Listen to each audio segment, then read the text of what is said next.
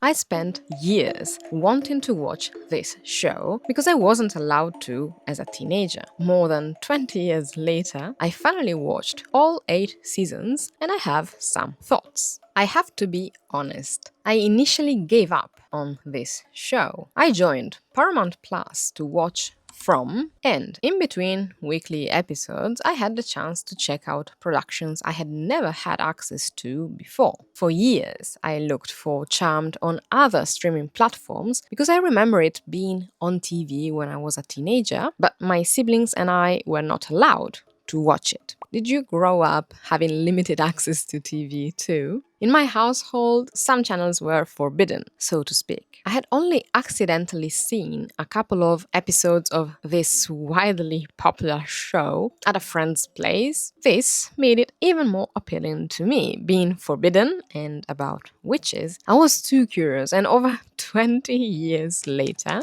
I watched all 8 seasons. And I need to talk about this show with you. But first, a quick plot summary. 3 sisters learn that they possess magical abilities and are destined to battle the forces of evil, while balancing ordinary lives filled with work, friendships, and relationships. Each wields a unique supernatural power that grows stronger when combined with the others. Together, they are tasked with protecting innocent people from dark and dangerous threats. Here I'll give you some spoiler-free thoughts, and then I'll put a spoiler warning up if you haven't watched the show yet. The expectations were high after all these years, which is likely why in the end I was disappointed. I cannot look at this series without comparing it to other witchy and supernatural series released between the 90s and 2000s. Supernatural came to mind right away, and I didn't expect it to be so much better than Charmed, but it's on a whole other level. I've seen Supernatural for the first time in 2024. Never even heard of it when it was still airing, yet I've already rewatched all 15 seasons and I'm itching to get back to it again. It's the most rewatchable show along with Gilmore Girls, for example, but that's maybe just my opinion. It's such a comfort show, even for an easily scared person like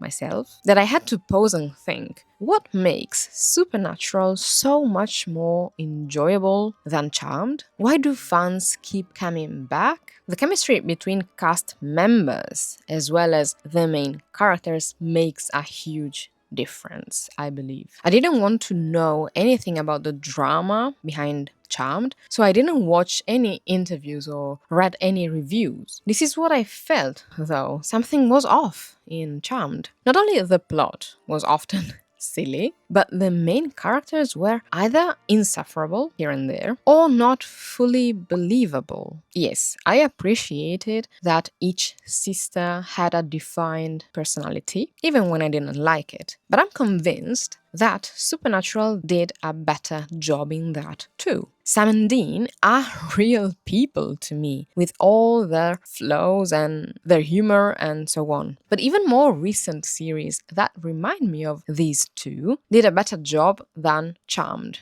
at building their world and characters. These are Being Human USA and Evil. I watched both this year for the very first time, and they were really good. They satisfied my supernatural fantasy magic cravings more than Charmed. The relationships between characters were both realistic and in line with the plot development of each series. I'll keep referring to Supernatural more than once, but I will avoid spoilers. So this is completely out of context and it shouldn't mean anything to you unless you know the show. But Castiel and Crowley play a small role in separate episodes in Charmed. They were so young. Castiel, Misha, the actor in particular, he would have made the entire show so much more enjoyable if only they kept him for longer in Charmed. I'm glad he had the chance to shine in Supernatural instead. Nostalgia. Each episode starts with an intro song that is quintessentially 90s TV. Definitely nostalgic, with its length and aerial shots of San Francisco. Some fashion choices were nostalgic too, but after a few episodes, I was so sick of seeing revealing clothes that I hoped they'd reduce the amount of unreasonably sexy outfits at some point throughout the seasons.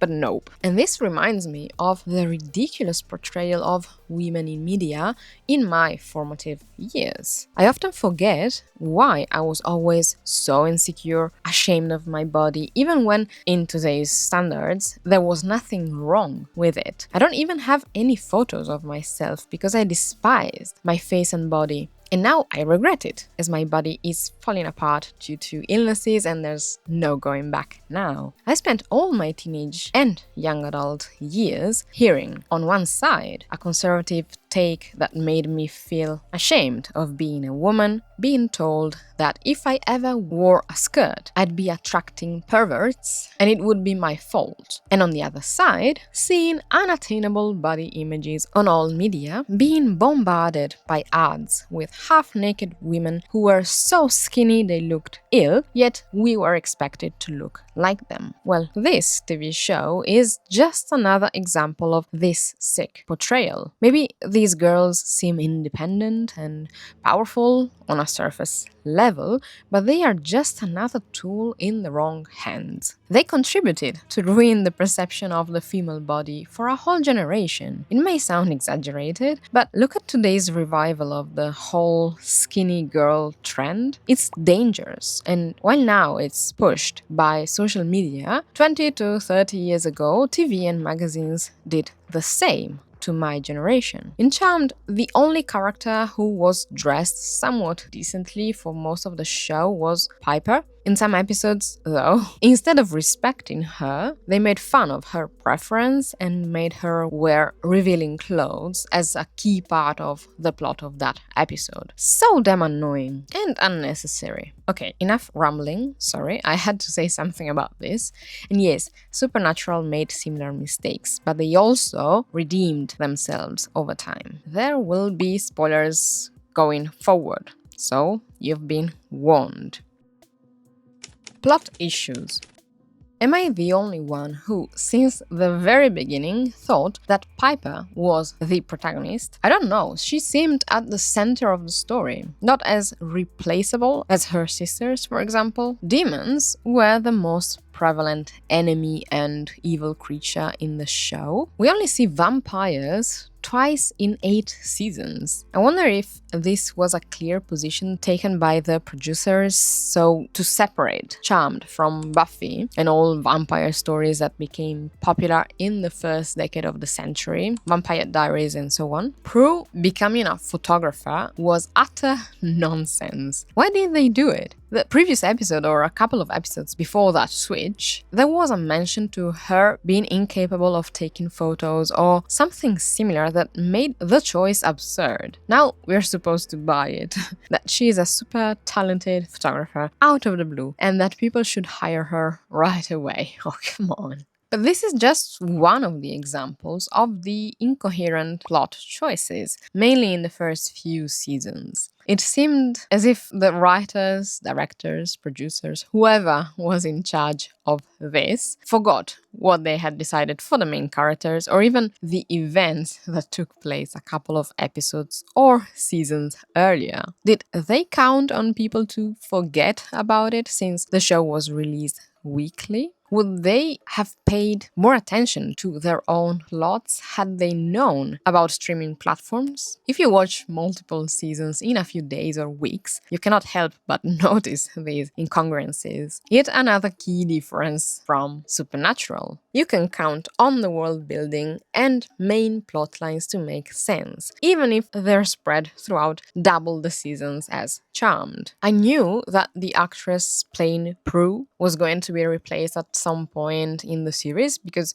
it was on the news. It's one of the first things you hear about the series now if you look into it. But when they introduced Paige, I thought it made way more sense to make Prue's spirit reincarnate or something like that in Paige's body. After a while, their choice made sense, as her being a half angel gave room for lots of new interactions, twists, and resolutions. But at first, I expected them to keep Prue's spirit in some way, based on the plot devices from the previous seasons. I was so annoyed when they unceremoniously got rid of Daryl at the end of season 7, I think. Why? Didn't he deserve a proper goodbye? After sacrificing so much of his personal life, risking multiple times for them, and he couldn't get a solid thank you before leaving the series? He deserved better. One of my favorite characters was Cole, and I don't think they treated him fairly, especially after his return from the land of the dead when he got new demonic powers. He was ready to give them up, and the day the sisters put those powers back into his body, he started going mad. His character, along with Leo, were the most believable to me. Good performances, well-rounded characters with interesting storylines that genuinely raised the stakes, while the three sisters could get away with anything, with hardly any repercussions or long-term changes to their plotlines. Besides, the sisters were supposed to be the most powerful witches, yet they barely knew the rules of magic. They often forgot to use devices and tricks they had learned a few episodes prior. They stood in their attic without reacting when demons and other creatures appeared. And why the heck was there no spell protecting their house? So many things made little to no sense. The fourth witch, added in season 8, made zero sense to me. She felt out of place the entire time. She got comfortable with the sisters way too fast. It was a massive change in the dynamics of the show and took me out of the story. The only reason I kept watching was to get to the end of the show, but season 8 was terrible. I'm glad I finally watched Charmed and crossed it off my list, but it's not a show I will revisit anytime soon. In the end, it feels more like a time capsule than a timeless classic, and maybe that's exactly why so many people still love it. And that's great for them. What's your take? If you're a hardcore fan of Charmed, first of all, I apologize for the harsh review. I truly wish I could praise it more. But tell me, what do you love the most about it? Is it the nostalgia, the characters you grew fond of, the magic? I'm always looking for more witchy and supernatural things to add to my watch list. Leave your recommendations in the comments,